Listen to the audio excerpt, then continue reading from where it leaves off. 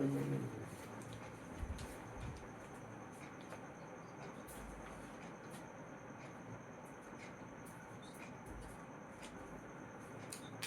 मेरे प्यारे प्यारे छोटे छोटे भाई बहन, आज मैं आप सभी लोगों को आज की इस क्लास में आप सभी लोगों को तहे दिल से स्वागत करता हूं और आप सभी लोगों को मैं यही पूछना चाहता हूं कि आप लोग कैसे हैं। आप लोग स्वस्थ एवं मस्त होंगे, यही मैं भगवान से आशा करता हूं। और आज की क्लास के लिए आप लोग तैयार होंगे, क्योंकि मैंने 5-6 दिनों से क्लास नहीं लिया है, क्योंकि मुझे थोड़ा सा कुछ दिक्कत चल रही थी, जिसके कारण मैं क्लास नहीं ले पा रहा था। लेकिन मैं हमेशा प्रयास करूँगा कि क्लास प्रतिदिन लिया जाए। इसके लिए मुझे थोड़ा सा प्रैक्टिस करना पड़ेगा।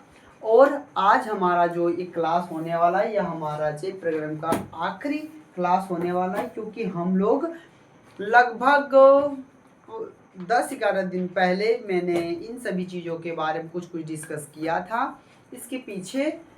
तो उस चीज़ को, जो मेरा पहला चैप्टर है क्लास 10 का, जिसका नाम है जीव प्रक्रम और पोषण, जो कि हम जीव विज्ञान चैप्टर के बारे में पढ़ा रहे थे क्लास 10 के बच्चों के लिए। तो मैं आप सभी लोगों को बता दूं कि आज हम लोग पार्ट 5 यानी कि हम लोग क्लास का जो है सो 5वां भाग देखने वाले हैं। इसमें हम लोग और ज़्यादा देर नहीं करते हुए आज हम आज की क्लास को शुरू करते हैं। और मैं आप सभी लोगों को बता दूं कि आज का जो हमारा टॉपिक रहने वाला है वह आहार नाम से संबंधित हर उन चीज़ों के बारे में पढ़ने वाले, जो हम लोगों के लिए जानना अत्यंत आवश्यक है।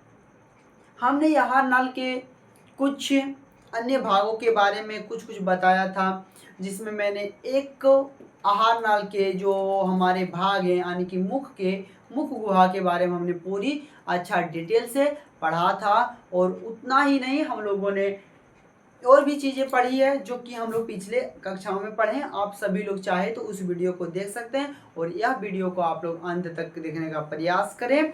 और आज की इस क्लास में हम लोग अच्छी तरह से पढ़ेंगे और आज की क्लास को हम स्टार्ट करते हैं। तो आज का क्लास हमारा रहने वाला है आहार नाल से संबंधित जितने भी भाग हैं। जैसे मैंने भोजन किया तो कैसे कैसे उसका प्रोसेस, पाचन होती है, सारी क्रियाएं इसमें हम पढ़ने वाले। किसमें? आहार नाल में। तो कुछ पहले हम लोग पीछे जो डिस्कस था उसको कर लेते, थोड़ा सा कुछ टॉपिक थे उसके बारे में। जैसे हम लोगों से किसी पूछा कि भैया आहार नाल, क्या बात कर रहे हैं? आहार नाल हम बात कर रहे हैं किसके बारे में? आहार नाल। आहार नाल, तो आहार नाल के बारे में बता दें कि ये क्या है। यह एक क्या होता है कि हर जंतु, ये या तो उच्च प्राणी हो या तो निम्न प्राणी हो, सभी जंतुओं में क्या होता है, मनुष्य या तो उच्च प्राणी में, इसमें क्या होता है कि भोजन के पाचन के लिए एक नल यानी कि नली की तरह ही संरचना है। इसी का नाम है आहार नाल। अब आहार नाल में क्या होता है? भोजन का तो पाचन होता है भैया, उससे संबंधित चीजें होती है। तो इसकी लंबाई देखा जाए तो 8 से 10 मीटर इसकी लंबाई होती है। और यह प्रत्येक साल पूछा जाता है इसकी लंबाई कितना होता है? 8 से 10 मीटर। कितना होता है? 8 से 10 मीटर। क्या किसकी लंबाई होती है? आहार नाल की लंबाई होती है। इसमें बहुत सारे भाग हैं, उनका पहले नाम थोड़ा जान लेते हैं। पहला भाग आता है मुख गुहा, जहां से हम लोग भोजन करना शुरू करते हैं। दूसरा भाग आता है ग्रसनी। तीसरा भाग आता है ग्रास नली। चौथा अमाशय। और पांचवा बात करें तो पांचवा हमारा आता है छोटी आंत। छोटी आंत या इसी का नाम है क्षुद्रांत। इसी का दूसरा नाम क्या है? क्षुद्रांत। और उसके बाद आता है बड़ी आंत। बड़ी आंत। और फिर यहाँ से आ जाता है इसी का बड़ी आंत का एक लास्ट भाग, उसका नाम है मलाशय कहो या रेक्टम। इसी का क्या नाम है? रेक्टम। तो इस तरह हम लोगों के मतलब आहार नाल के विभिन्न भाग के नाम हुए। तो हमने अगले क्लास में इसके बारे में पूरा अच्छा से डिस्कस कर चुके हैं। किसके बारे में? मुख गुहा के बारे में। आज की क्लास में हम लोग ग्रसनी हो गया, ग्रास नली हो गया, अमाशय हो गया, छोटी आंत हो गया, बड़ी आंत हो गया और मलाशय या मलद्वार के बारे में पढ़ने वाले हैं। तो आज के क्लास को आप सभी लोग जरूर देखें और आप लोग समझने का प्रयास करें। तो आज हम शुरू करने जा रहे हैं ग्रसनी, जो पहले थोड़ा सा आपको डिस्कस कर दूं कि इसमें मैं भोजन का पाचन के बारे में पढ़ूंगा। जैसे हमने जाना कि मैंने भोजन किया, जैसे मैंने भोजन किया तो हम क्या करते हैं? मुंह से पहले चबाते हैं और चबाने, जब हम चबाते तो उस टाइम हमारे मुंह में क्या आता है? लार। देखना, लार हमेशा हम लोगों के मुंह में रहता ही रहता है। क्यों? क्योंकि वह जो है सो भोजन को गीला करने का काम करता है, पहली बात। दूसरा कि इसमें कुछ कुछ एंजाइम, कुछ कुछ बैक्टीरिया को भी मारने की शक्ति होती है थोड़ा बहुत, ठीक है। और लाल का मुख्य काम है कि यह जो है सो हमारे निगलने, मतलब भोजन को निगलने, यानी जीभ तो उसके लिए है ही निगलने के लिए। तो जब भोजन को मैंने यहाँ पे किया, कहाँ पे किया? मुंह में जब जब हमने किया, ग्रास, ग्रसनी, ग्रसनी किसके बारे में पढ़ेगा? ग्रसनी के बारे में। तो हमने भोजन किया, जब भोजन मैंने किया तो यहाँ पे क्या करते हैं? चबाते हैं, चबाते हैं भोजन को दांतों के माध्यम से, क्या करते हैं? चबाते हैं। फिर चबाने के बाद क्या हुआ? जब चबाएं हम लोग उस भोजन को तो वह गीला हुआ। गीला होने के बाद जीभ के द्वारा हम क्या करते हैं? निगलने का काम करते हैं। तो जब क्या भोजन को यहाँ से जब खाते हैं, खाने के बाद चबाने के बाद जब गीलने का समय आता है तो यहाँ पे जो है ना, दो तरह का छिद्र पाया जाता है। देखो, ये जो ग्रसनी के बारे में हम पढ़ रहे हैं, ग्रसनी जो कि क्या है? ग्रसनी जो, यह जो ग्रसनी है, ग्रसनी जो है सो बता दें कि मुख गुहा का जो पिछला भाग, यानी कि यह जो मुख है, मुख का जो पिछला भाग है उसका नाम क्या है? ग्रसनी। क्या है? ग्रसनी। क्या है? ग्रसनी। तो कह सकते हैं कि यह क्या है? मुख का, ये तुमको धोखा देने मिला था रे। मुख गुहा का पिछला भाग, अगला भाग, हाँ अगला भाग क्या है? ग्रसनी। ग्रसनी कहलाता है, कहलाता है।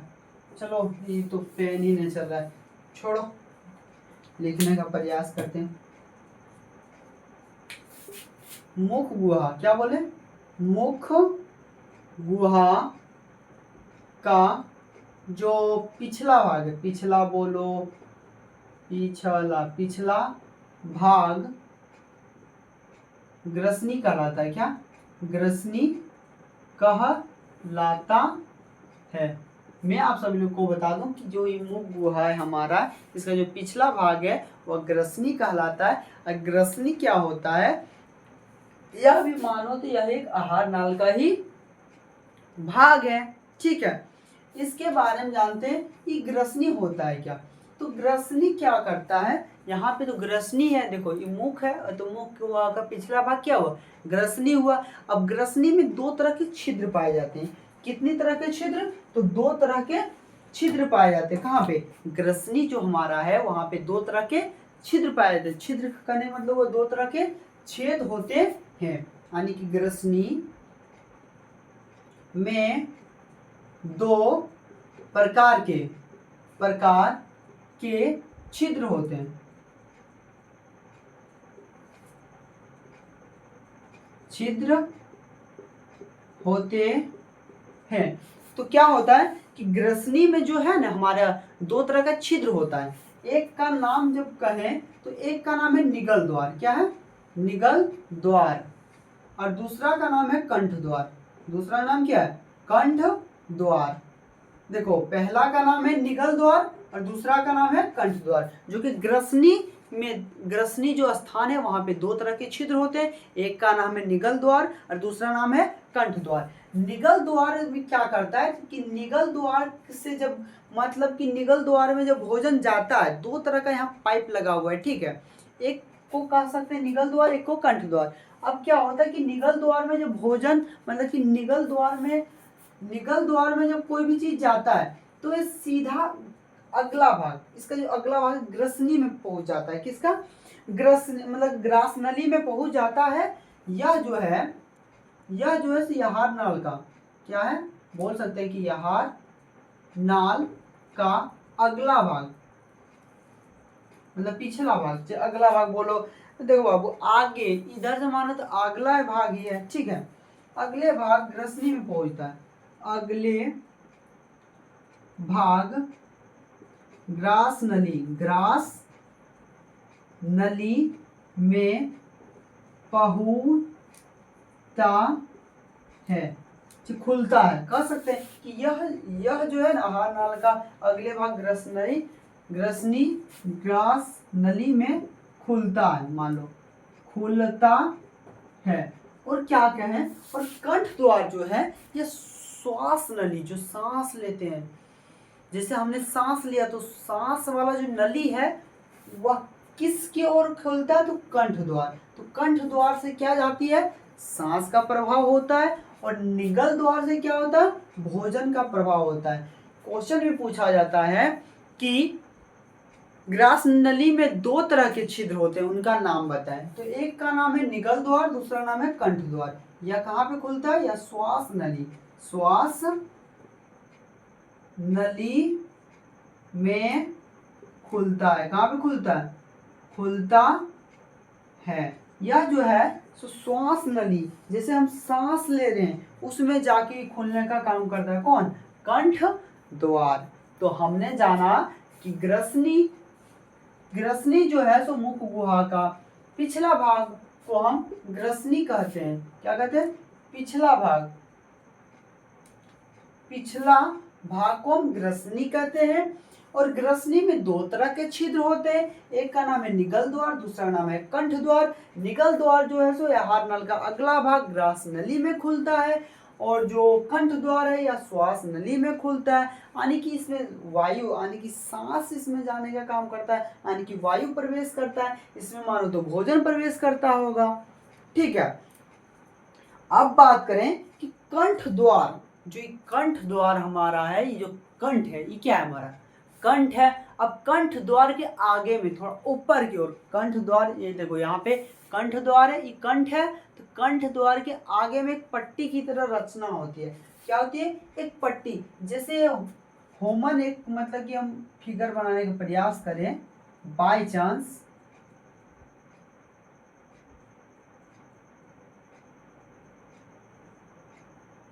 जैसे हम बनाने का प्रयास कर रहे हैं,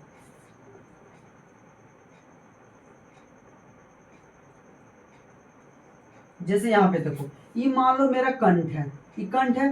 तो यहाँ पे एक तरह की, मतलब कि मान लो एक तरह की पट्टी लगी होती है, ये कंठ द्वार है। तो कंठ द्वार के आगे में एक पट्टी होती है। यह क्या करता है, जब भोजन आता है, मान लो कि मैंने भोजन को चबाया, तो चबाने के बाद ये जब जाता है तो ये क्या करता है, इस पट्टी को, ये जो हमारा कंठ द्वार है, ये जो कंठ द्वार है, इसको क्या करता है, ढक देता है। और तब की क्या हो जाता है, यह भोजन जो है सो इसी की ओर, मतलब ग्रास नली में पहुंच जाता है। और इस पट्टी का जो नाम है, इस पट्टी का नाम जो है, इसका नाम कहा जाता है एपिग्लोटिक्स। क्या है? एपिग्लोटिक्स।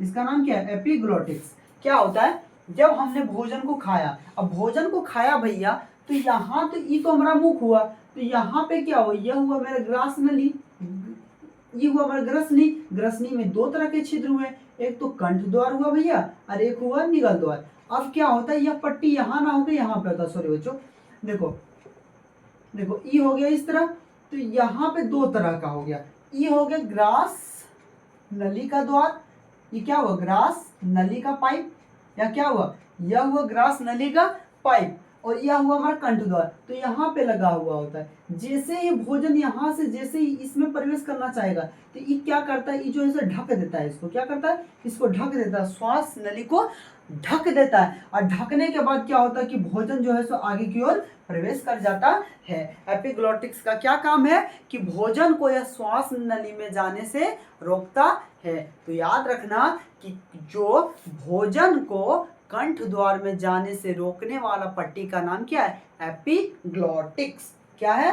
एपिग्लॉटिक्स। तो आपसे पूछे कि एपिग्लॉटिक्स कहाँ पे होता है, तो कहना है कंठ द्वार के आगे में। कंठ द्वार के आगे में पूछा जाए एपिग्लॉटिक्स का क्या कार्य क्या है, तो एपिग्लॉटिक्स भोजन को कंठ द्वार में जाने से रोकता है, साथ ही साथ उसे आसानी से ग्रास नली यानी कि आहार नाल का अगला भाग ग्रास नली में जाने में मदद करता है।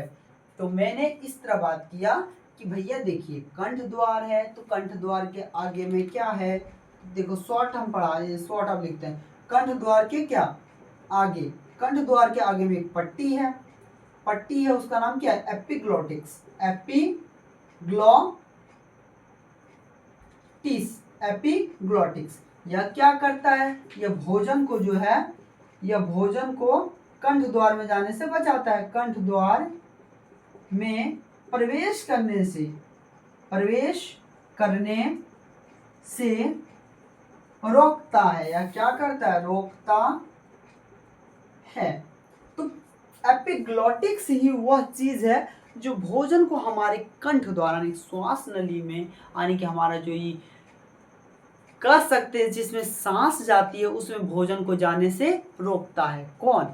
एपिग्लॉटिक्स। और एपिग्लॉटिक्स कहाँ पे होता है? तो कंठ द्वार के आगे में जो संरचना होती है उसका नाम है एपिग्लॉटिक्स। तो हमने इतना जाना कि भैया देखिए जो ग्रास नली है, सो मुख गुहा का पिछला भाग ग्रसनी कहलाता है, यानी मुख गुहा का जो पिछला भाग है वह ग्रसनी कहलाता है। इसमें दो तरह के छिद्र होते हैं, एक का नाम है निगल द्वार, दूसरा नाम है कंठ द्वार। निगल द्वार जो है सो आहार नल का अगला भाग कह सकते हैं ग्रास नली में जाके खुलता है, जबकि बात करें कंठ द्वार जो सांस नली में खुलता है, और कंठ द्वार के आगे में एक पट्टी जैसी रचना होती है, उस रचना का नाम है एपिग्लॉटिक्स। और एपिग्लॉटिक्स क्या करता है कि भोजन को कंठ द्वार में जाने से रोकता है और भोजन को आसानी से निगल द्वार के माध्यम से अगला भाग ग्रास नली में जाने देता है। तो हमने इतना सारा चीज ग्रसनी के बारे में पढ़ा। इसका अगला भाग के बारे में हम डिस्कस करने वाले हैं। अगला भाग जो हमारा क्या है? अगला भाग है ग्रास नली। भोजन आपका क्या हुआ? आसानी से ग्रसनी से होते हुए, ग्रसनी के निगल द्वार से होते हुए ग्रास नली में प्रवेश करने लगा। यहाँ से होते हुए निगल द्वार से होते हुए ग्रास नली में प्रवेश करने लगा।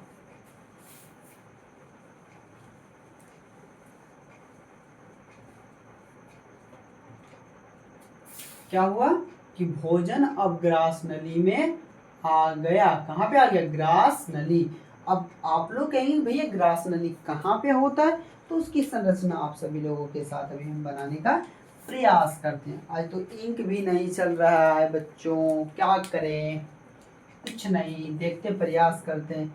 जैसे यहाँ पे देखो, ध्यान से देखना,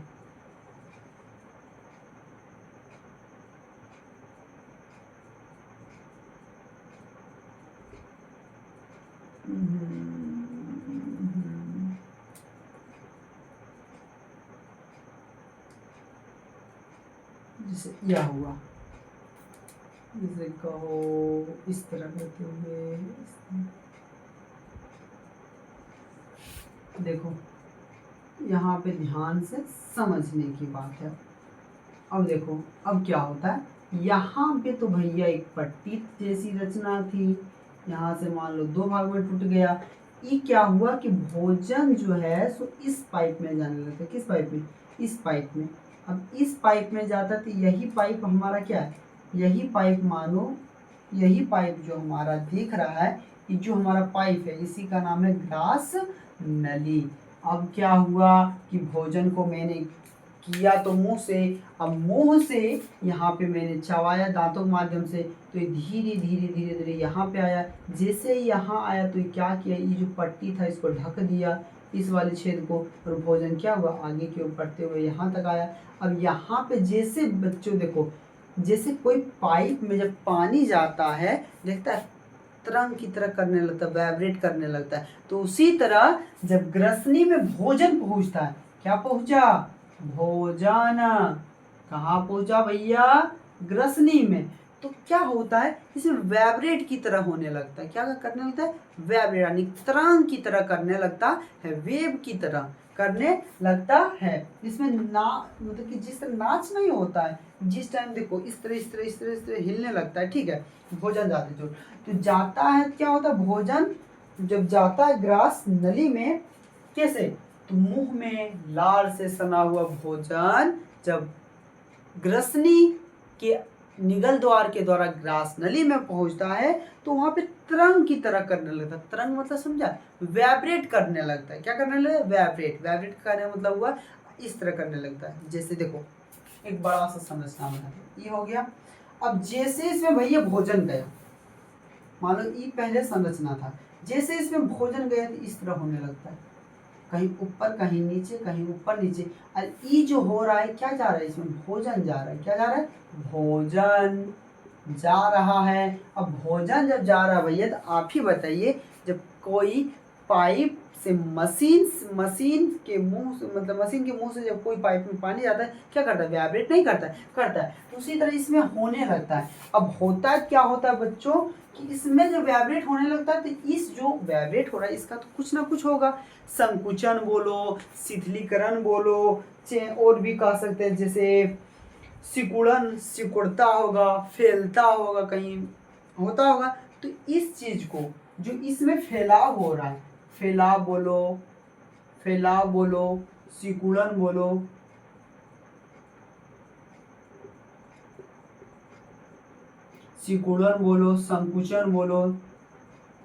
संकुचन बोलो, शिथिलन बोलो, शीतलन, ये सारे जो इसमें हो रहे हैं, जैसे इसमें भोजन आया ग्रास नली में, इसका नोट्स हम इतना लिखाने वाले नहीं है, क्योंकि इतना नोट्स हम अब आप सभी लोगों को भेजने का प्रयास करेंगे, इसको हम सिर्फ समझाने का यहाँ पे प्रयास करते हैं। तो क्या होता है, इसमें जब भोजन जाता है इस ग्रास नली में, तो एक कर्मांग मतलब कि तरंग की तरह करने लगता है, वाइब्रेट, यानी कि फैलाव, कोई टाइम फैलने लगता है, मोटा होने लगता है, कोई टाइम सिकुड़ने लगता है, कोई टाइम संकुचित मतलब वही हुआ, शीतलन होने लगता है। तो इस क्रिया जो इसमें हो रहा है, इसी का नाम है कर्मानुकुंचन। क्या है? कर्मानुकुंचन। क्या नाम है? कर्मानुकुंचन। कर्मानुकुंचन।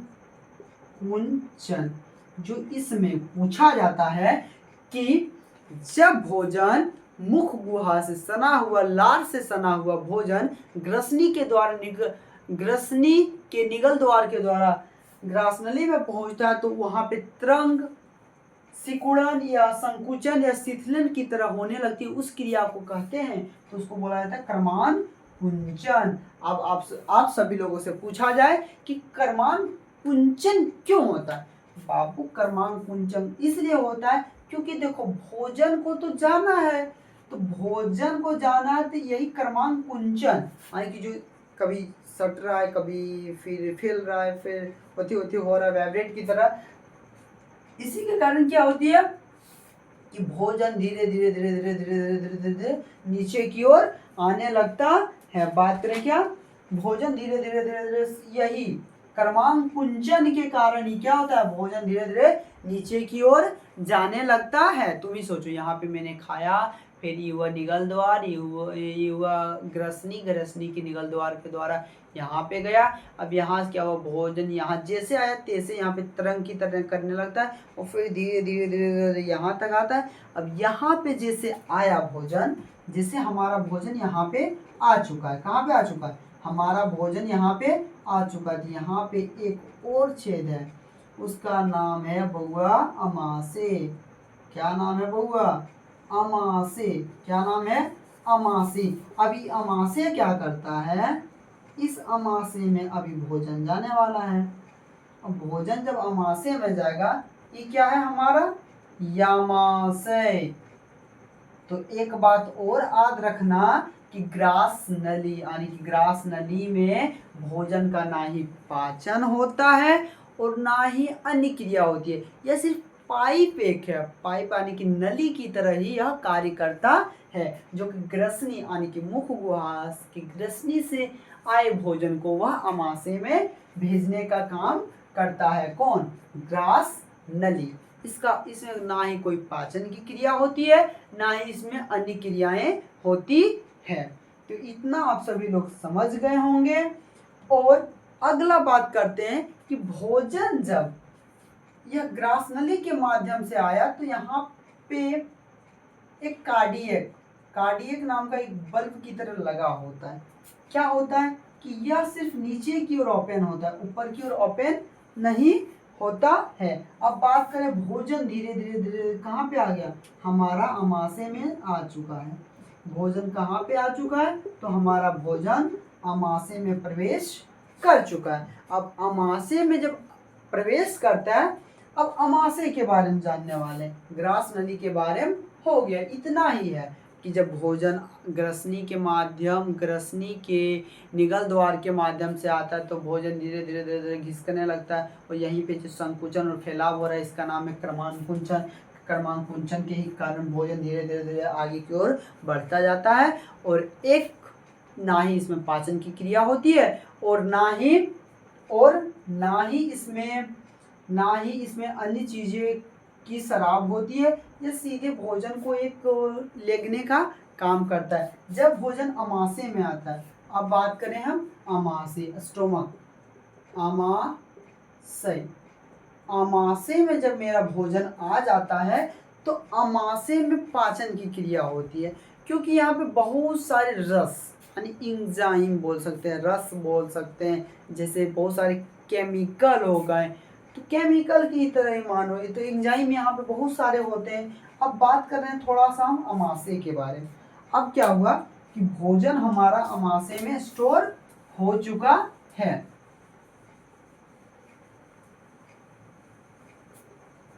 जैसे बात करें कि भोजन हमारा जो है, देखो यह हमारा मान लो ये ग्रास नली है, क्या है, ग्रास नली।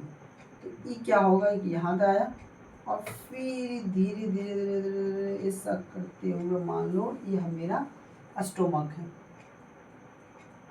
ये हमारा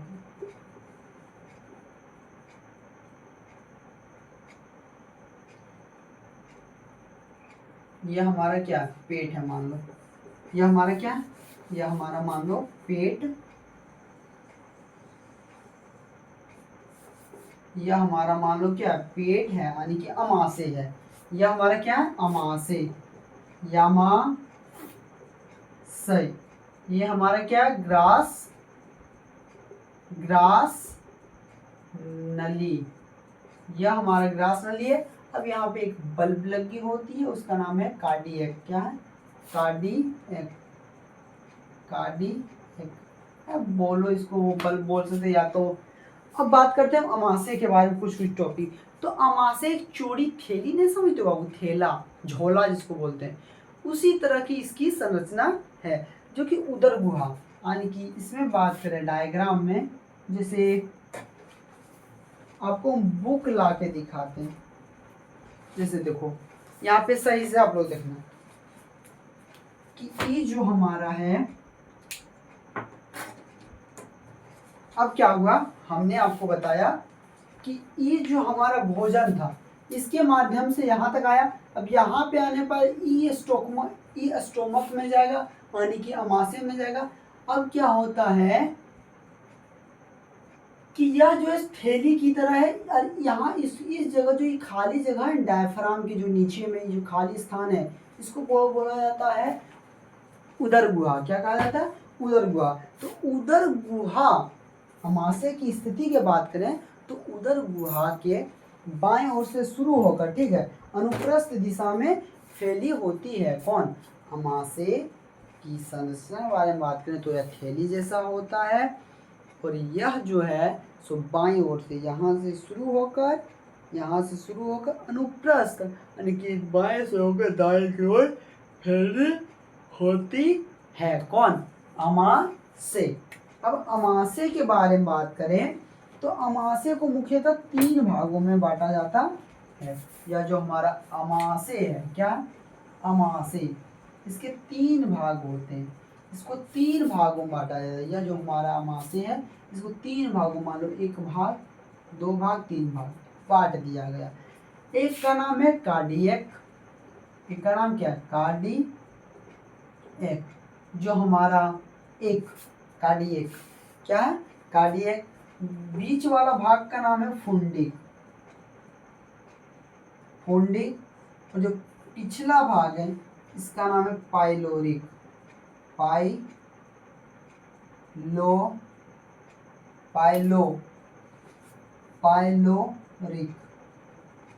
तो अमाशय के कितने भाग होते हैं? तो अमाशय को 3 भागों में बांटा जाता है। एक का नाम है कार्डियक, दूसरा नाम है फुंडिक और तीसरा नाम है पाइलोरिक। ठीक है, अब इसके बारे में थोड़ा और जान लेते हैं कि यह जो अमाशय है, यह जो अमाशय की भीतरी दीवार के बारे में बात कर रहे हैं। ये भीतरी दीवार की जो कोशिकाएं हैं, पूछा भी जाता है कि अमाशय की भीतरी दीवार की ये जो कोशिकाएं हैं, ये जिस कोशिका से बना होगा उस कोशिका नाम है स्तंभाकार, क्या स्तंभाकार एपिथेलियम कोशिका। किसके बारे में बात कर रहे हैं? कोशिका के बारे में। तो स्तंभाकार एपिथेलियम,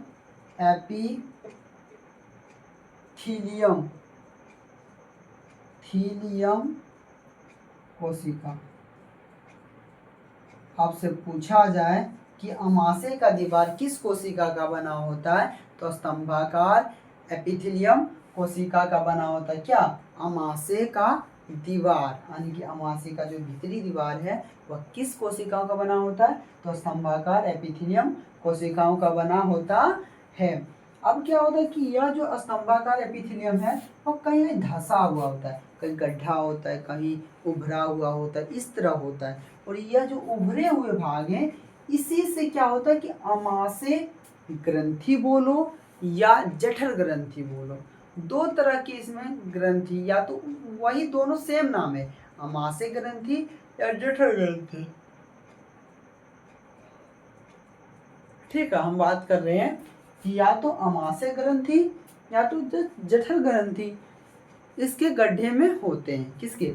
स्तंभाकार एपिथेलियम की कोशिकाएं कहीं कहीं धंसा हुआ होता है। जैसे कभी कभी आप लोग देखे होंगे कि बकरा को जब काटता है तो उसका जो पेट होता है, अगर तुम देख भी सकते हो, जब हो सके तब, किसी देखा जाए, मतलब हो सके तब देखना, कोई बात नहीं। तो इसका जो स्टोमक होता है, यानी कि जो इसका जो कह सकते हैं जो अमाशय होता है, वह जो है ना उसकी अंदर की जो कोशिकाएं हैं वह स्तंभाकार एपिथेलियम कोशिकाओं का बना होता है। और ये गड्ढा जगह जगह पर क्या होता है? धंसा होता है। और धंसा होता है, क्या होता है? धंसा होता है। यहाँ पे क्या होता है कि अमाशय ग्रंथि बात करें, अमाशय ग्रंथि या इसी का नाम है जठर ग्रंथि का निर्माण करता है। यही जो एपिथेलियम कोशिकाओं का जो कई कई दीवारें जो धसी हुई होती है उसी से क्या होता है? अमाशय ग्रंथि का निर्माण या तो जठर ग्रंथि का निर्माण होता है। हमने इतना जाना। अब जानेंगे कि जो ये जठर ग्रंथि होता है भैया, ये जो जठर ग्रंथि जो स्तंभाकार एपिथेलियम कोशिकाएं यानी कि जो अमाशय की भीतरी दीवार है उससे जो उत्पन्न हुआ, इसमें कितनी प्रकार की कोशिकाएं होती है।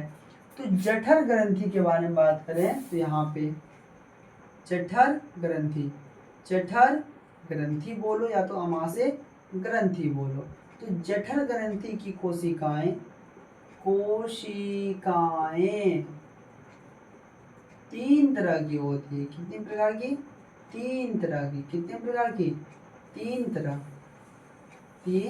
प्रकार के होते हैं। जठर ग्रंथि कोशिकाएं 3 प्रकार के होते हैं। एक का नाम है श्लेष्मा या म्यूकस कोशिका। क्या है? श्लेष्मा या म्यूकस कोशिका। पहला कोशिका का नाम क्या है? म्यूकस कोशिकाएं। दूसरा का नाम है अम्लगम,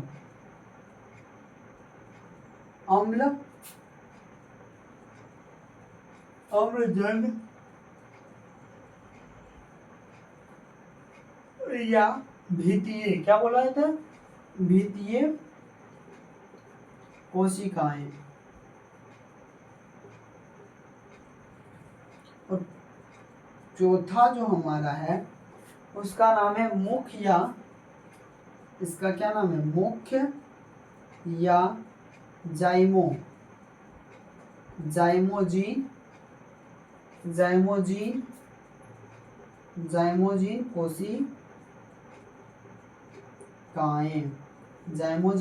कोशिकाएं।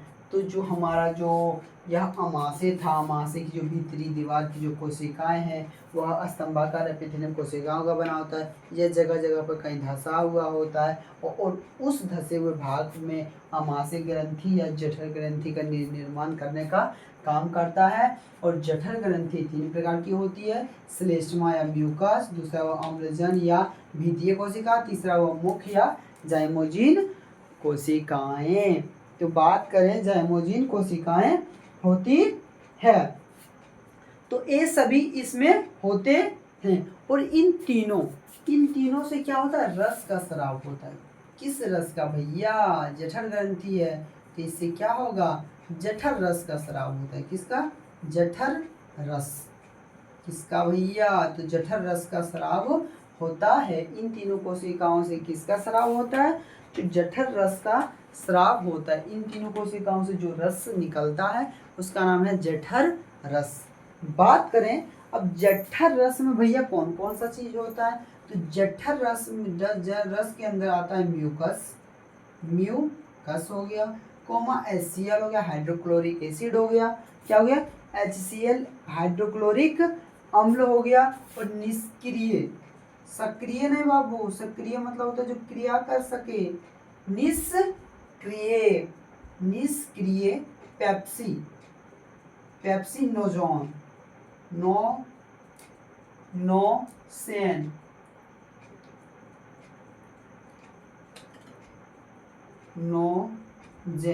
पेप्सिनोजेन, ये 3 तरह की इसमें मतलब कि रस, ये जो रस है या 3 तरह के इसमें होते हैं। एक का नाम है म्यूकस, दूसरा HCl, तीसरा है निष्क्रिय पेप्सिनोजोन, ठीक है।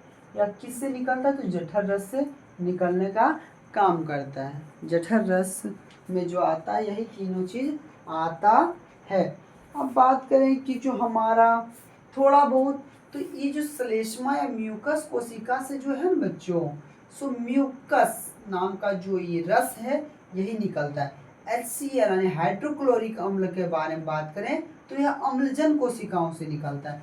पूछ दिया जाए कि म्यूकस जो है तो जठर ग्रंथि के किस कोशिकाओं से निकलता है, तो आपको फटाक बताना है कि म्यूकस कोशिका, या दूसरा नाम क्या था भैया, दूसरा नाम था श्लेष्मा कोशिका, ठीक है। पूछा जाए HCl किस कोशिका से निकलता है, तो अम्लजन कोशिका या भित्तीय कोशिका। और इसके बारे में पूरा भी डिटेल नहीं पता है, इसको छोड़ देते हैं अभी कुछ समय के लिए, ठीक है। अब क्या होता है बच्चों कि यह जो HCl है, हाइड्रोक्लोरिक एसिड, थोड़ा इसके बारे में बात करते हैं। तो HCl नाम ही क्या है, सुनो, HCl हाइड्रोक्लोरिक अम्ल, इसका पूरा नाम क्या हुआ, हाइड्रोक्लोरिक अम्ल। यह एक ऐसा अम्ल है, अम्ल का मतलब होता है जैसे भैया अम्ल सुने तो ये स्वाद में खट्टा होगा, यानी कि यह एक इतना घातक चीज है, इसको जब कभी पेड़ या तो कहीं पे गिर जाए थोड़ा सा भी इसका अम्ल न, तो वह मतलब कि मांस को वहाँ पे जला देता है पूरी तरह से, छेद भी कर सकता है, इतना ही डेंजरस होता है कौन, HCl। तो भैया आपने कहा कि अमाशय जो है उसके अंदर में निकलता होगा ये सभी रस, जब जठर रस के बारे में हम बात कर रहे हैं तो ये सभी तो पेट में निकलता होगा, तो पेट को भी तो छेद कर देना चाहिए, नहीं, वहाँ पे नियंत्रण करने वाला, इसको कंट्रोल करने वाला, इसको अनबैलेंस से बैलेंस में लाने वाला, उसका नाम है म्यूकस। म्यूकस क्या करता है, बोलता है भैया आप आउट ऑफ कंट्रोल क्यों हो रहे हैं, आपको बचाने के लिए मैं तो प्रस्तुत हूँ, आप जैसे कुछ क्रिया कीजिएगा तब हम अपना वाला जो हमारे पास जो म्यूकस रस है उसको उसको स्रावित कर देंगे। अब कहेगा भैया आप लोग का मन में होता होगा म्यूकस किस टाइप का होता होगा, तो आप लोग अपने नोज से अपने नाक से जो गंदा यानी कि जो जिसको क्या बोले जो नोज से जो सर्दी के दिन में जो पानी की तरह अरे इस समय भी जो निकलता होगा, तो वही तो म्यूकस होता है, चिपचिपा द्रव होता है। क्या होता है? चिपचिपा द्रव। या क्या करता है? HCl को नियंत्रित करने का काम करता है। कौन? म्यूकस जो है सो HCl है, हाइड्रोक्लोरिक अम्ल को नियंत्रित करने का काम करता है। और हम बात करें कि HCl के साथ जैसे ही आता है कौन? निष्क्रिय पेप्सिनोजोन, तो ये सक्रिय बदल जाता है। क्या बदल जाता है बुआ? सक्रिय पेप्सिन में बदल जाता है। पेप्सिन में बदल जाता है। किस में? पेप्सिन में बदल जाता है। ये भैया जैसे इसके पास आता है तैसे एक्टिव हो जाता है, यानी कि यह काम करने लगता है। और यह किस में बदल जाता है? पेप्सिनोजोन से छोड़ के यह सक्रिय पेप्सिन में बदल जाता है। अब पेप्सिन में बदला भैया, कुछ ना कुछ तो इसका कार्य होगा। तो आपको आ रहा ना कि थोड़ा इसको HCl जो है सो एक जीवाणुनाशक है। क्या? जीवाणुनाशक। जीवाणु कह सकते हैं, जीवाणुनाशक। या क्या करता है कि पेट में आए सभी बैक्टीरिया को मारने का काम करता है HCl। अब HCl के संपर्क में जैसे ही आया निष्क्रिय पेप्सिनोजोन और सक्रिय पेप्सिन में बदल जाता है। अब पेप्सिन भैया क्या करेगा कि जो हम लोग भोजन करते हैं, मान लो हमने दाल खाया, तो दाल में क्या होता है? प्रोटीन होता है। वो प्रोटीन को क्या करता है भैया? ये तोड़ता है। क्या करता है? यह प्रोटीन पर क्रिया करता है, उसको क्रिया करके उसको तोड़ के पेप्टोन में बदल देता है। किसमें?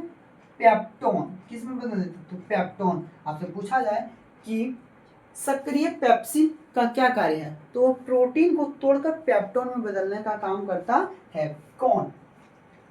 सक्रिय पेप्सिन। आपसे पूछा जाए कि निष्क्रिय पेप्सिनोजोन किसकी उपस्थिति के कारण वह सक्रिय पेप्सिन में बदल जाता है या तो पेप्सिन में परिवर्तित हो जाता है, तो आपको बोलना है HCl, हाइड्रोक्लोरिक अम्ल। अब पूछा जाए कि अमाशय के अंदर HCl हाइड्रोक्लोरिक अम्ल निकलने के परिणाम स्वरूप हमारे अमाशय को घात क्यों नहीं पहुंचता है? क्योंकि उसके पास एक जो घातक उसको कंट्रोल करने वाला उसका नाम क्या है?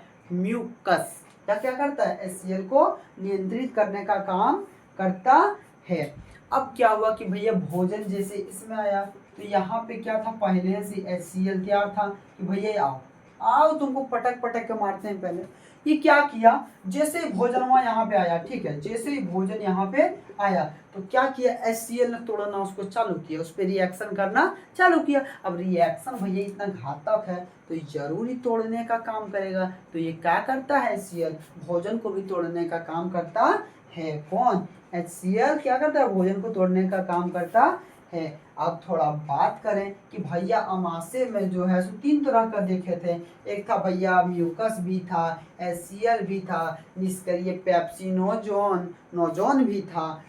तो क्या करता होगा? जो म्यूकस जो रहता है, इसकी जो दीवारें होती है, इसकी दीवारों को बचाने का काम करता है। किससे? HCl से। ठीक है।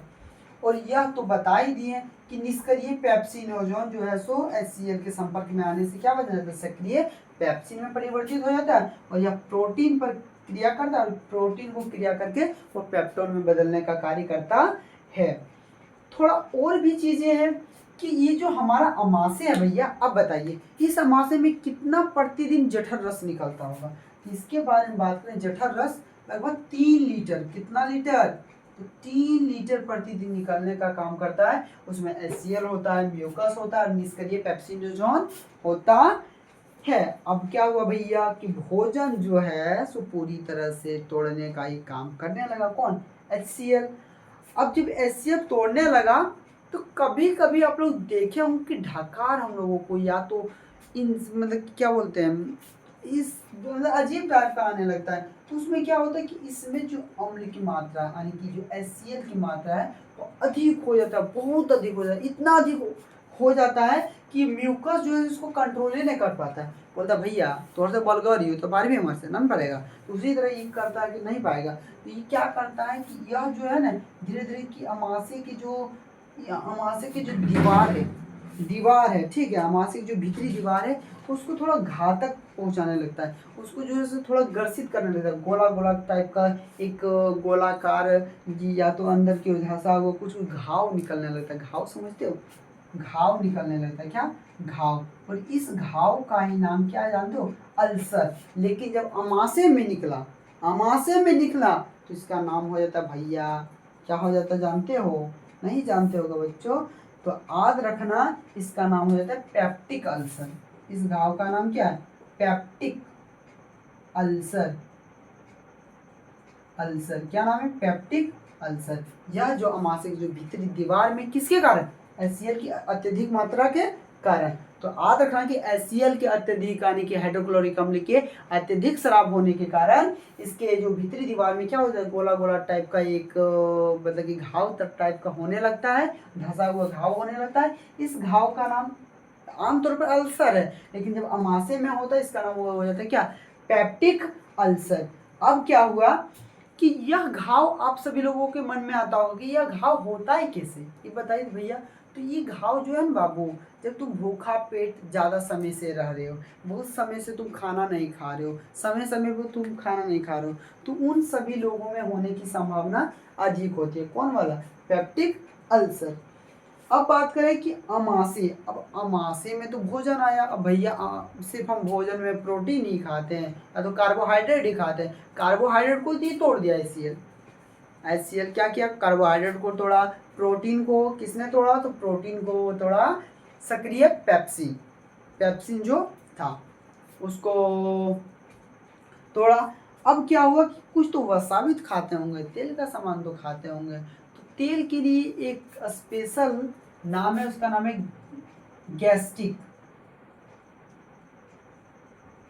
Gastric lipase. अमाशय में एक तरह का और अम्ल निकलता है, मतलब और एक रस निकलता है, उसका नाम है एंजाइम, उसका नाम है गैस्ट्रिक लाइपेज।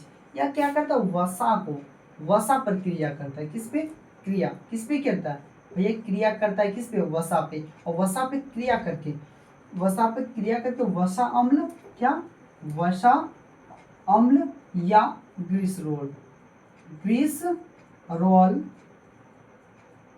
में बदलने का काम करता है। जिस तरह जो प्रोटीन था उसको पेप्सिन तोड़ के पेप्टोन में बदला, उसी प्रकार यह जो गैस्ट्रिक लाइपेज जो हमारा रस है वह वसा पर क्रिया करके वसा अम्ल या ग्लिसरॉल। अब आप सभी लोगों को मन में जो पढ़े होंगे ट्यूशन में या तो कहीं भी, आप सभी लोग बताते होंगे कि यह तो भैया छोटी आंत में निकलता है, फिर यहाँ पे कैसे आ गया।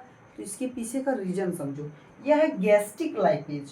कौन सा लाइपेज है, गैस्ट्रिक लाइपेज। एक होता है लाइपेज, गैस्ट्रिक लाइपेज और लाइपेज बहुत अंतर है। लाइपेज जो है सो वो पूरी थोड़ा बहुत जो इससे शेष बचता है उसको ही तोड़ने का इसी को काम करता है। गैस्ट्रिक लाइपेज और लाइपेज में बहुत अंतर है, समझा। उसके बारे में हम बाद में भी बात कर सकते हैं।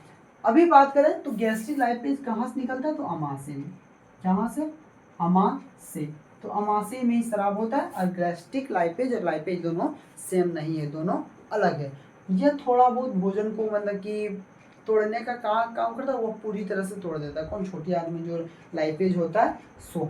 अब क्या हुआ कि यह जो भोजन जो हमारा अमाशय में आया था यह धीरे धीरे पच गया भैया, पूरी तरह से टूट गया। अब पूरी तरह से यह क्या हो जाता है, पूरी तरह से तैयार हो जाता है, पूरी तरह से इसको पचा दिया जाता है। पचाने के बाद लई की तरह गाढ़ा मतलब समझता है, थोड़ा पतला नहीं, गाढ़ा टाइप का ये बन जाता है, ठीक है। और ये गाढ़ा टाइप का जैसे ही बना तैसे इसका नाम हो जाता है काई। क्या हो जाता है, जैसे भैया अमाशय में पाचन हुआ, अमाशय में पाचन होने के बाद गाढ़ा टाइप का भोजन बन जाता है, तो इस चीज़ का नाम हो जाता है क्या, काइल। अभी काइल क्या होता है, धीरे धीरे आगे बढ़ते जाता है पाइलोरिक छिद्र के द्वारा। अब पाइलोरिक छिद्र के द्वारा ये छोटी आंत में पहुंच जाता है। कहाँ पे पहुंचता है, अब छोटी आंत के बारे में जानने वाले हैं। कहाँ पे, यह जो पाइलोरिक जो हमारा भोजन था, यह जो काइल जो था वह छोटी आंत में प्रवेश कर जाता है।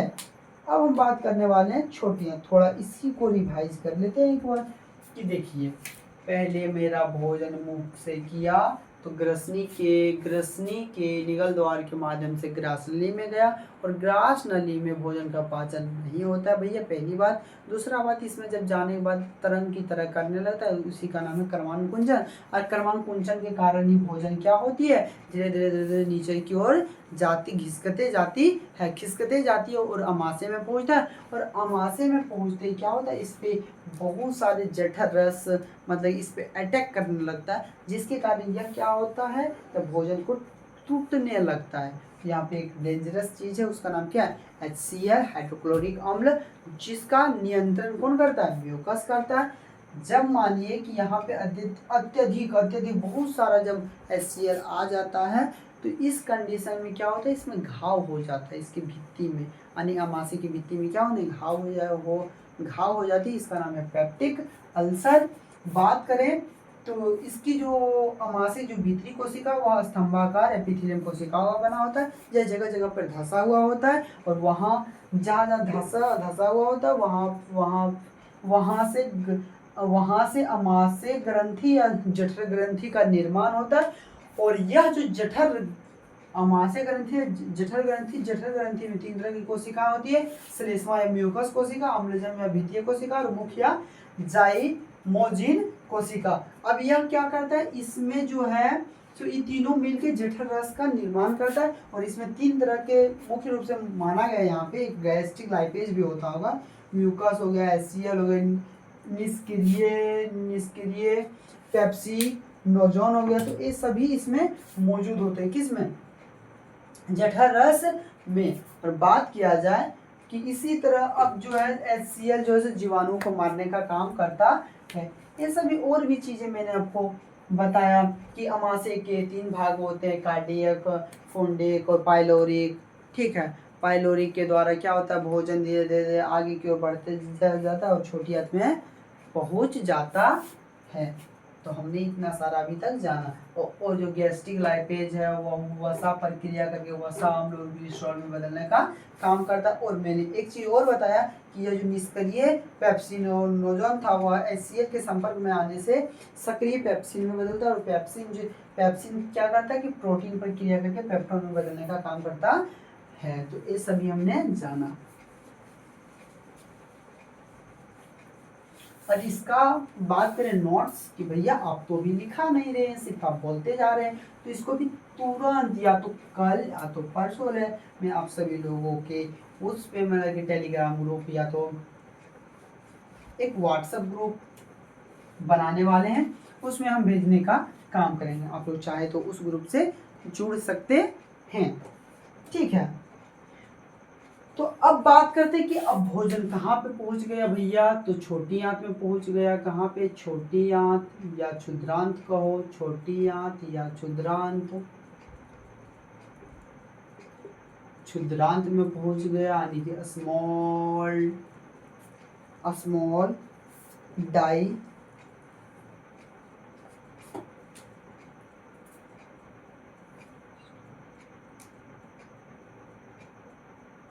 चलो बात कर रहे हैं। देखो हाँ, छोटी आंत में जब भोजन अब पहुंच गया,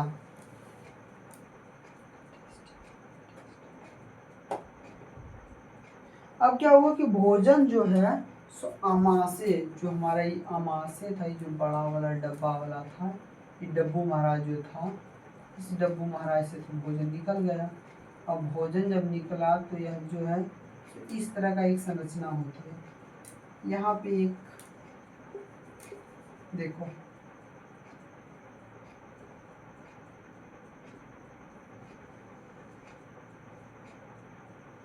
ठीक है, अब यहाँ पे जो है इस तरह की एक संरचना होती है, और यह धीरे धीरे इसी तरह होते हुए इसी तरह होते हुए इसी तरह होते हुए बात करो इस तरह। अभी सोचो, ये मान लो छोटी आंत है, क्या मानना पड़ेगा आपको बाबू, छोटी आंत, ये क्या हमारी, ये है छोटी आंत। अब छोटी आंत तो भैया यहीं से शुरू हो जाता है, यहाँ तो पाइलोरी था, पाइलोरी जो कि अमाशय का पिछला भाग था।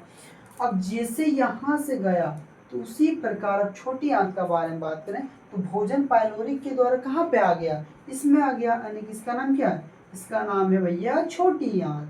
अब छोटी आंत में जैसे भोजन आया तो थोड़ा सा इसके बारे में बात कर लो, थोड़ा सा हट के। तो कहा जाता है कि यहार नाल का सबसे लंबा भाग, यहार नाल का सबसे लंबा, सबसे लंबा भाग कौन है, छोटी आंत है। और छोटी आंत की लंबाई के बारे में बात करें तो ये 6 से 8 मीटर का होता है। कितना, 6 से 8 मीटर का होता है। तो छोटी आंत कितना लंबा होता है, तो 6 से 8 मीटर। आहार नाल का आहार नाल का सबसे लंबा भाग है कौन, छोटी आंत, यह 6 से 8 मीटर होता है। और लंबा क्या होता है, लंबाई, इसकी लंबाई कितनी होती है, 6 से 8। और इसकी चौड़ाई के बाद में 2.5 सेंटीमीटर चौड़ा क्या होता है, इसकी जो चौड़ाई है 2.5 सेंटीमीटर होता है। और भी बात करें कि यहाँ पे भोजन जैसे आया, छोटी आंत में जैसे भोजन आया तो यहीं पर पूरी तरह से पाचन होने लगता है। और विभिन्न जंतुओं मतलब अलग अलग जंतुओं में बात करें, बहुत सारे ऐसे जीव हैं जिसमें क्या होती है कि छोटी आंत की लंबाई कभी बड़ा कभी छोटा, ये फिक्स नहीं है, लेकिन एग्जाम में पूछा जाए तो वो 6 से 8 मीटर कह सकते हैं। क्या कह सकते हैं, 6 से 8 मीटर। तो मान लो सिंपल बोलना कि 6 मीटर का होता है, कितना मीटर का, 6 मीटर, कोई बात नहीं। छोटी आंत की लंबाई कितना होता है, तो 6 मीटर होती है, ठीक है, वो बात छोड़ो, ठीक है। 6 मीटर की होती है और चौड़ाई कितना, 2.5 सेंटीमीटर का होता है। और इसके बारे में बात करें, छोटी आंत बहुत सारे जीवों में अलग अलग मतलब की लंबाई का होता है। जैसे कोई शाकाहारी जंतु है, मान लो कि वह सिर्फ साग सब्जी खाता है, तो उसमें सेल्यूलोज पाया जाता है। सेल्यूलोज को पचाना इतनी कठिन होती है जिसके कारण उन सभी जंतुओं में क्या होता है, छोटी आंत की लंबाई अधिक होती है। छोटी आंत की लंबाई क्या होती है, थोड़ा अधिक होती है। किसकी लंबाई, छोटी आंत की जो लंबाई है सो थोड़ा अधिक होती है। किसमें, शाकाहारी जंतुओं में। किसकी तुलना, मांसाहारी। अब मांसाहारी में लगभग इतना ही होता है, 6 मीटर का ये होता है, 6 मीटर का होता है। तो किसी ने आपसे पूछा कि बताइए कि छोटी आंत की लंबाई सबसे अधिक किस जंतु में होता है, शाकाहारी या मांसाहारी, तो शाकाहारी में होता है, ठीक है। याद रखना थोड़ा बहुत, ये सब डिटेल है, थोड़ा थोड़ा जान लो, जानना भी जरूरी है। मांसाहारी में क्या होती है, थोड़ा कम होता है, लगभग इतना ही होता है, ठीक है।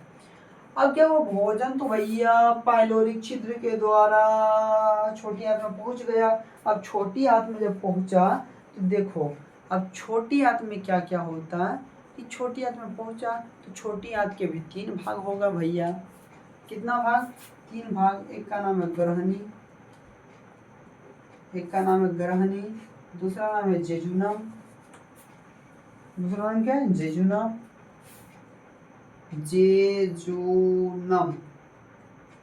और अंतिम भाग जो हमारा है इसका नाम है इलियम। यह हमारा अग्रभाग है छोटी आंत का, यह मध्य भाग, यह है पश्च भाग, सबसे पिछला भाग। तो छोटी आंत के कितने भाग होते हैं, छोटी आंत को 3 भागों में बांटा जाता है। एक का नाम है ग्रहणी, दूसरा नाम है जेजुनम, तीसरा नाम है इलियम। ये जो ग्रहणी है हमारा, जो ग्रहणी जो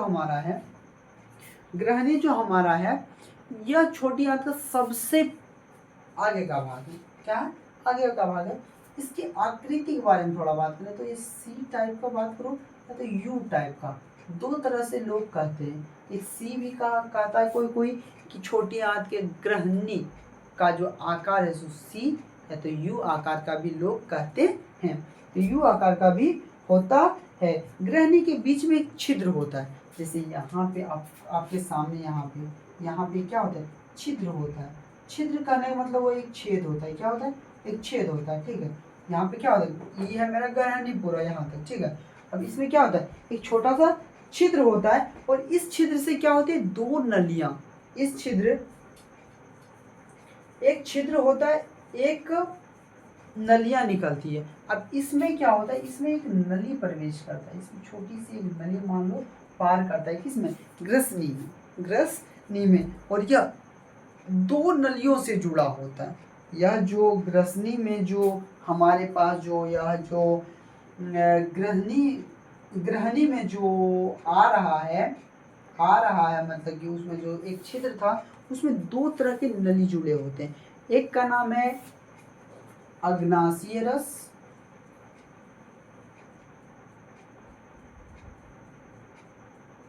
अग्नाशीय क्या है, अग्नाशयी, अग्नाशयी रस,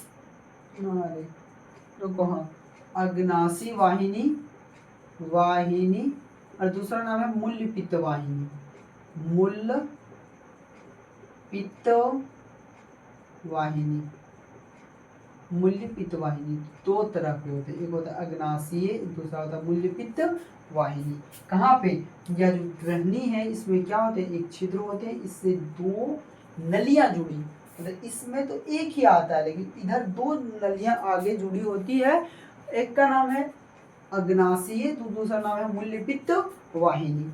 अब इसमें क्या होता है कि मूल्य पित्त वाहिनी में पित्त आता है और अग्नाशीय रस में अग्नाशीय रस आता होगा, तुम ही लोग जानते होगा, ठीक है। तो छोटी आंत का अधिकांश भाग बात करें कि सबसे ज़्यादा जो भाग बात करें, जो छोटी आंत जो लगभग 6 मीटर का होता है उसमें से सबसे ज़्यादा इसका जो भाग है वो इलियम होता है। क्या होता है, इलियम, जो कि क्या है, छोटी आंत का सबसे पिछला भाग है। सबसे ज़्यादा जो भाग होता है इलियम होता है। जैसे मान लो कि पूरा 6 सेंटीमीटर, मान लो इस रस्सी की तरह 6 सेंटीमीटर है, तो इतना में ही ग्रहणी होता है, इतना में ही जेजुनम, ये पूरा जो बचा यह क्या कहलाता है, इलियम कहलाता है। और इस भाग में भोजन का पाचन पूरी तरह से होता है। यह जो इलियम भाग है, छोटी आंत का जो इलियम सबसे अंतिम भाग है, इसी में क्या होता है, भोजन का पूरी तरह से पाचन होता, पूरी तरह से, जैसा तुम कहो पूरी तरह से पाचन होता है। किसमें, बात पूछा जाए कि छोटी आंत के किस भाग में भोजन का पूर्ण रूप से पाचन होता है, तो इलियम में। किसमें, इलियम में। एवं भोजन में उपस्थित उपयोगी जो भोजन में जो मेन चीजें हैं, जैसे कार्बोहाइड्रेट यानी कि ग्लूकोज हो गया, जैसे हो गया प्रोटीन की कोई चीज़ें होंगे, विटामिन के कोई होंगे, जैसे खनिज लवण हो गया, तो आदि जितने भी चीज़ें हैं इसमें जितना भी चीज़ हमारे पास रहने वाला है, जितना भी चीज़ होगा इसमें क्या होता है कि जो इलियम है, जो छोटे आंत का अंतिम भाग है, इसमें क्या होता है, अवशोषित, इसमें एक विलर की तरह एक मतलब वो होता है, वो उसमें क्या करता है, अवशोषित करने का काम करता है, उसको अपने अंदर एब्जॉर्ब करने का काम करता है, मतलब अंदर सोखने का काम करता है। और छोटी आंत में भोजन का पाचन पित्त। अब छोटी आंत में बात करें कि भोजन का पाचन कैसे होता है, तो पित्त के द्वारा होता है। पित्त हो गया, अग्नाशीय रस हो गया, अग्नाशय से, ये हमारा अग्नाशय, यह क्या है, यह जो केला की तरह पीला रंग का ही होता है, ठीक है, पीला रंग का होता है, यह क्या, अग्नाशय, यह यहाँ से यह है अग्नाशय। यही अग्नाशय से क्या निकलता है, अग्नाशय रस हो गया। पित्त तो यहाँ पे अक्रित होता है, क्या होता है, यहाँ पे एक इस प्रकार की संरचनाएं होती है, इस प्रकार की संरचनाएं होती है, यह हुआ अक्रित हुआ। अब अक्रित, इसका नाम क्या है, अक्रित, अक्रित। अब अक्रित से ही पित्त बनता है बाबू, पित्त। तो थोड़ा छोटी आंत से हट के थोड़ा हम उधर बात कर लेते हैं, छोटी आंत के हट के थोड़ा हम उन 3 चीज़ों के बारे में बात करते हैं जो हम लोगों को जानना भी अत्यंत आवश्यक है। अगला है कि इसमें जब यहाँ से पीत आ रहा है, छोटी आंत में पीत हो गया, अग्नाशीय रस हो गया या आंत्र रस हो गया, तो इन सभी के द्वारा यहाँ पे भोजन का क्या होता है, पाचन होता होगा। तो अब थोड़ा अकृत हो गया, थोड़ा अकृत के बारे में जानकारी, इसको थोड़ा मिटाते हैं, छोटा सा टॉपिक, तीनों के बारे में पहले डिस्कस कर लेते हैं, फिर यहाँ से समझने में अच्छा लगेगा। पहला हो गया अकृत के बारे में। अकृत, दूसरा हो गया अग्नाशय और तीसरा हुआ आंत्र ग्रंथि। आंत्र ग्रंथि क्या नाम है? हाँ, आंत्र ग्रंथियाँ।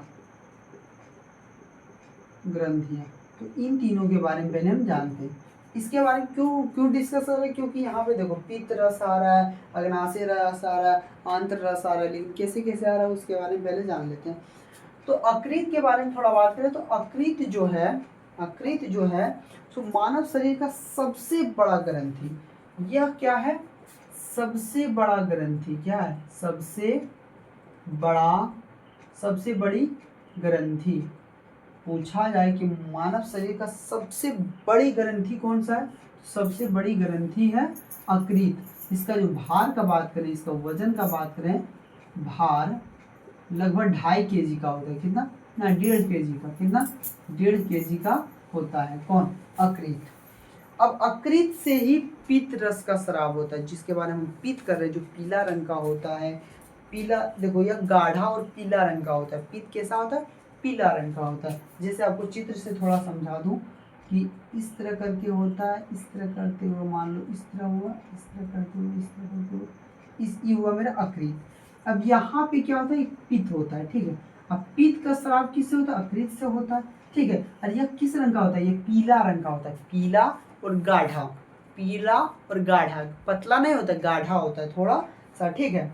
और यह का जो पूछा जाए कि पित्त का स्राव कहाँ से होता है, तो याद रखना अकृत से किसका स्राव होता है?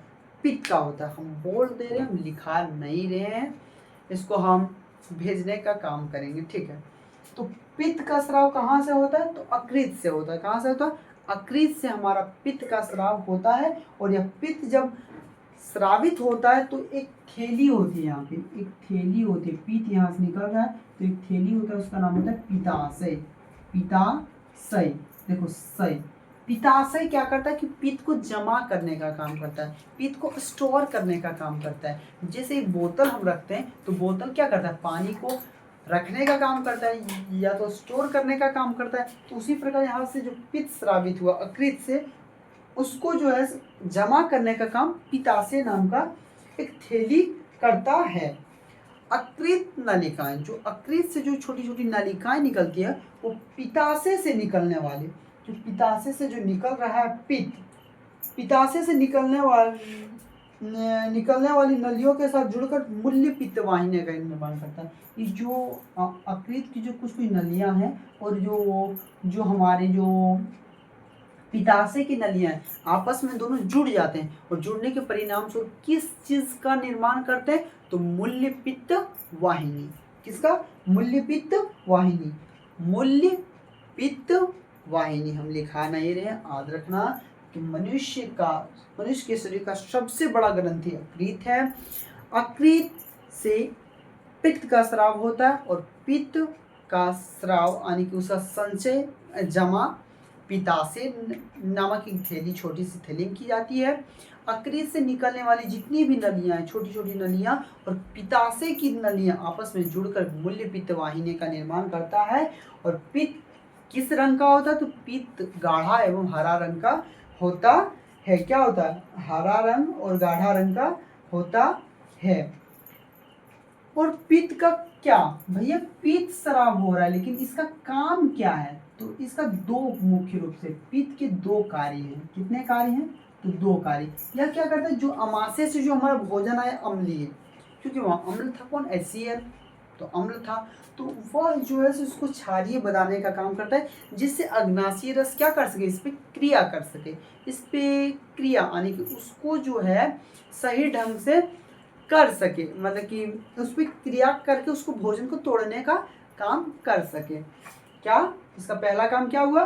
कि जो अमाशय से जो अम्लीय माध्यम का जो भोजन आया उसको उससे मिल के क्षारीय, क्योंकि पित्त क्षारीय होता है। ठीक है बच्चों, क्षारीय होता है, जिसके कारण यह क्या करता है? अम्लीय माध्यम को ये क्षारीय माध्यम में बदलने का काम करता है, जिससे क्या कर सके? जो अमाशय से भोजन आया उसको मतलब क्षार में बदल सके और सही तरह से जो अग्नाशयी रस है वो उस पर क्रिया करके सही तरह से भोजन को पचाने का काम कर सके। यही मेरा इसका मुख्य रूप से काम है। दूसरा काम है पित्त के लवणों की सहायता से, पित्त में जो लवण होता है उसकी सहायता से भोजन के वसा का विखंडन, जो वसा इसमें फैटी चीज था उसको विखंडन करता है या पाइसीकरण कर सकते हैं, ताकि वसा को तोड़ने वाला जो लाइपेज है, छोटी आंत में भी तो लाइपेज नाम का एक मतलब कि एंजाइम होता है, वह इस पर पूरी अच्छा से क्रिया कर सके। तो इसका दो ही काम है। पहला कि भैया अमाशय से आए भोजन को अम्लीय माध्यम था उसको क्षारीय माध्यम में किया जिससे वह अग्नाशयी रस इस पर क्रिया कर सके। दूसरा है कि इसमें जो है सो आसानी से क्या कर सके। दूसरा है कि यह जो है सो इसमें जो पित्त में जो लवण होता है यह भोजन को क्या क्या भोजन के जो वसा का विखंडन करता है और पाइसीकरण करता है, ताकि ताकि वसा को तोड़ने वाले जो एंजाइम है आसानी से इस पर क्रिया कर सके। तो पित्त के दो काम है। तो हमने अकृत के जितने भी टॉपिक थे उसको मैंने क्लियर किया। अगला हमारा है, इसे क्या निकलता है, पित्त। जमा कहाँ होता है, पित्ताशय। पित्ताशय किस रंग का होता है, गाढ़ा, हरा एवं गाढ़ा। क्षारीय द्रव्य है, किस तरह का द्रव्य है, क्षारीय द्रव्य है। इतना याद रखो, काफी है, ठीक है, इतना से ज्यादा नहीं पूछा जाएगा। अग्नाशय, और अग्नाशय के बारे में बात करें कि अग्नाशय यही है, देखो अमाशय के ठीक नीचे के भाग को क्या कहा जाता है, अग्नाशय कहा जाता है। अग्नाशय में उपस्थित पतले पतले नलिकाएं होती है, इसमें छोटी छोटी मही मही टाइप के नलिकाएं होती है जो आपस में मिलकर एक बड़ी अग्नाशय वाहिनी, जो बात कर रहे थे अग्नाशय वाहिनी का निर्माण करता है। और अग्नाशय वाहिनी तथा मूल्य पित्त वाहिनी ये दोनों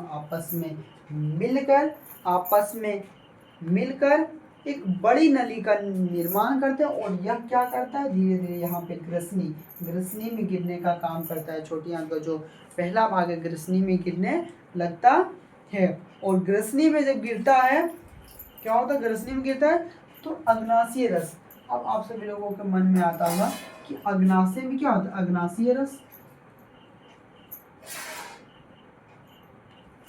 अग्नाशय रस। अब अग्नाशय जो रस है इसमें कौन कौन सा रस आता है, तो इसमें जो है तो बहुत तरह का होता है। जैसे इसमें ट्रिप्सिन नाम का एक होता है, लाइपेज होता है, लाइपेज हो गया, लाइपेज हो गया, फिर हाँ एमाइलेज हो गया, इमाइलेज हो गया। फिर बात करें न्यूक्लियस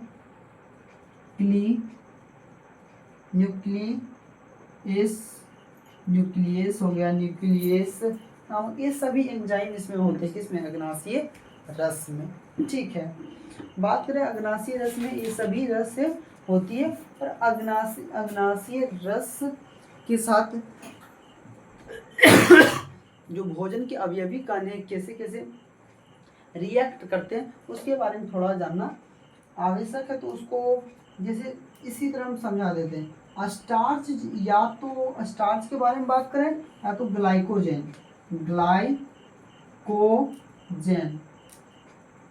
ग्लाइकोजेन जब क्या करता है, जब एमाइलेज, इसके पास इमाइलेज आता है, क्या आता है, इमाइलेज आता है, तो इसको क्या करता है, माल्टोस में बदल देता है। क्या करता है, भोजन को या माल्टोस में बदलने का काम करता है। कौन, एक इमलसीकृत वसा, मान लो इमलसीकृत वसा के साथ जब लाइपेज आता है, लाइपेज, तो इसको वसा अम्ल, किसमें, वसा अम्ल प्लस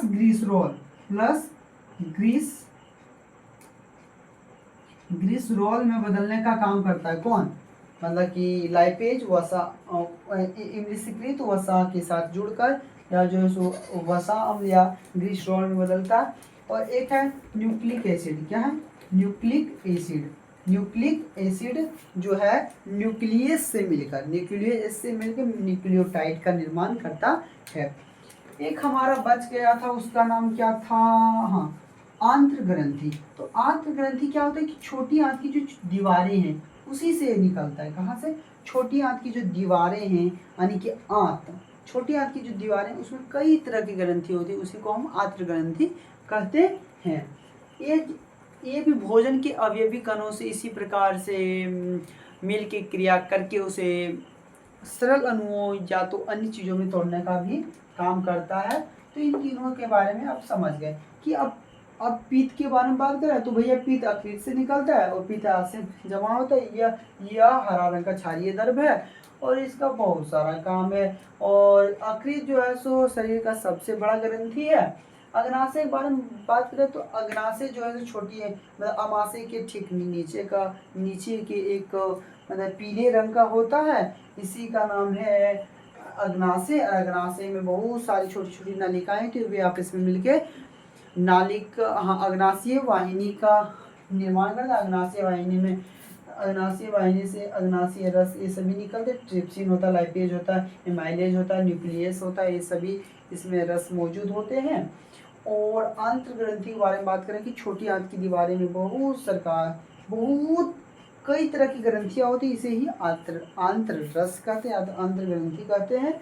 और आंत्र ग्रंथि से निम्नलिखित तरह से भोजन मतलब के साथ रिएक्ट करता है और बहुत सारी चीज़ें का निर्माण करता है। लेकिन अब हम बात कर रहे थे यहाँ पे कि ग्रहणी, यानी कि छोटी आंत का जो अगला भाग है, ग्रहणी में जैसे भोजन आता है, जैसे अग्नाशय रस और मूल पित्त वाहिनी दोनों की क्रिया करके क्या करता है, उसको मतलब कि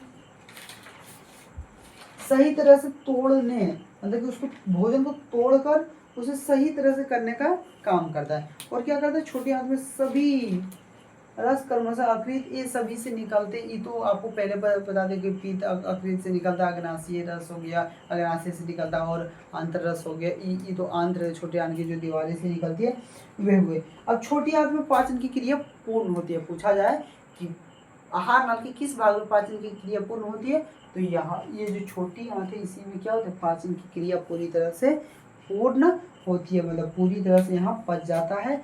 अब जो भोजन हमारे पास जो अमाशय से इससे जो काइल के रूप में आया था, किस रूप में आया था, काइल के रूप में आया था, तो इसमें पीत मिला, अग्नाशय रस मिला, आंत्र रस मिला, तो क्या ये पतला नहीं हो गया होगा? हाँ पतला। तो ये पतला जैसे छोटी आंत में ये पतला, जैसे इसमें बहुत सारी चीजें आपस में मिली तो ये चाइल के रूप में बन जाता है। क्या इसका नाम, इस पर क्या हो जाता है, चाइल। छोटी आंत में जैसे उसमें अन्य चीज़ें रसायन मतलब पीत मिला, आंत्र रस मिला, फिर बोल सकते हैं अग्नाशय रस मिला, तो वे सभी मिला तो ये तरल हो जाता है। तरल मतलब होता है थोड़ा पतला टाइप का हो जाती है। यहाँ तो गाढ़ा था और थोड़ा ठोस था, लेकिन यहाँ पे क्या हो जाता है, यहाँ पे मतलब पूरी तरह से तरल हो जाता है। इसका नाम क्या होता है, चाइल। अभी ये चाइल जो है, ये जो चाइल है अब पचे हुए भोजन का अवशोषण। अब इसका जब भोजन पूरी तरह से पच गया, अब पचने के बाद क्या होता है, जो छोटी आंत का जो इलियम भाग है, सबसे पिछला भाग है, वहाँ पे छोटे छोटे विलाई होते हैं। क्या होते हैं, विलाई।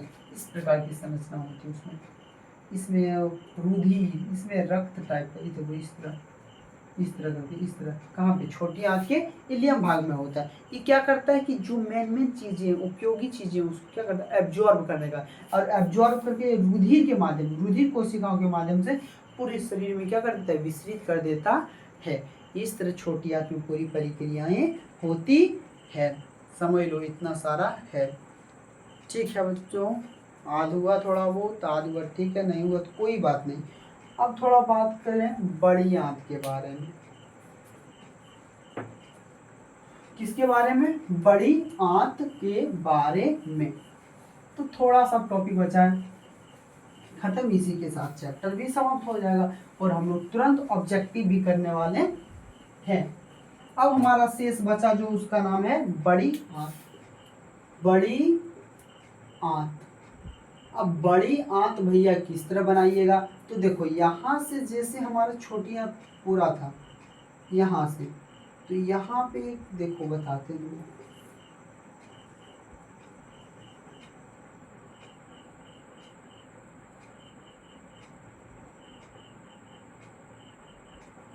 बड़ी आंत की संरचना बनाना बच्चों, देखो कैसे बना पाते हैं नहीं बना पाते। बना जब लिए तो समझा देंगे फिर बहुत अच्छा से, हम लोगों को फिर झमेला नहीं होगा भैया कि आपने नहीं समझाया।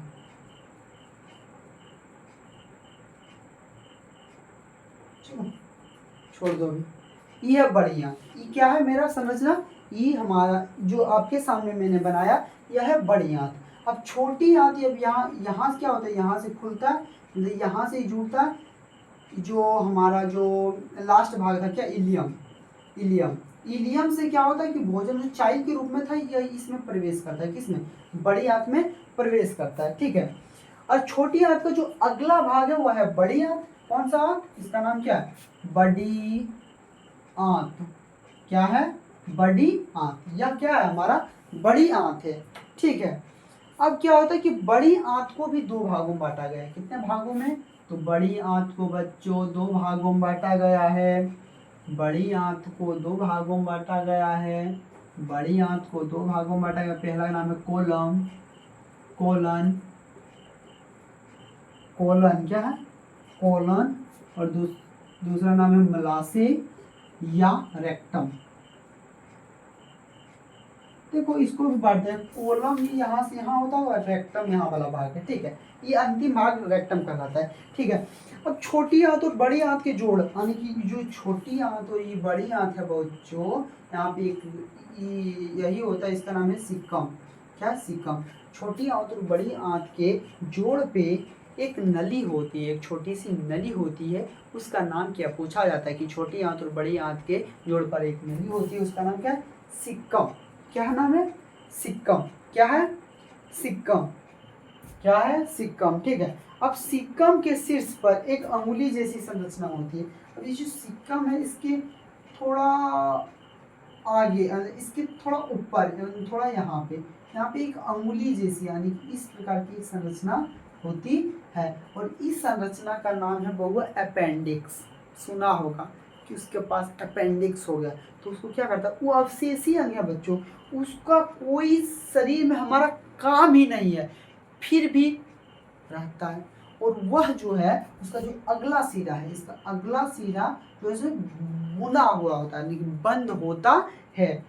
आपसे पूछा जाए कि अपेंडिक्स कहाँ होता है, तो सिक्कम, जो बड़ी आंत और छोटी आंत के जो जोड़ पे एक नली है सिक्कम, उसके ठीक ऊपर में एक अवशेषी, इसी को क्या कहा जाता है, अवशेषी अंग। क्या, अवशेषी अंग।